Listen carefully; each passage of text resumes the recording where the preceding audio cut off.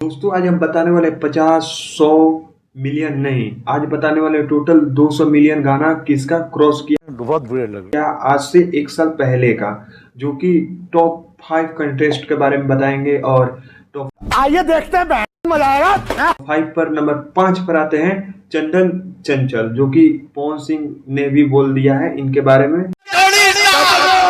ढोड़ी स्टार। और नंबर 4 पर आते हैं रितेश पांडे, जो कि इनका आज से एक साल पहले एक भी गाना 200 मिलियन क्रॉस नहीं किया है। और नंबर 3 पर आते हैं ट्रेंडिंग स्टार खेसारी लाल यादव, आज से एक साल पहले एक भी गाना इनका 200 मिलियन क्रॉस नहीं किया। पूरी खानदान को लपेट दूं। देवी और सजनों नंबर 2 पर आती हैं शिल्पी राज, जो कि इनका एक गाना आज से एक साल पहले इनका एक गाना 200 मिलियन क्रॉस किया है, जो कि इनका गाना है जो दिलवा ले गिले राजा, जो कि इस गाने को बहुत ज्यादा प्यार मिला और ये गाना 200 मिलियन क्रॉस किया हुआ है। देवी और सजनों नंबर 1 पर आते हैं पावर स्टार पवन सिंह, इनका एक दो गाना नहीं, इनका टोटल 4 गाना आज से एक साल पहले और 4 गाना इनका क्रॉस किया है 200 मिलियन, जो कि गाना है लाल घाघरा,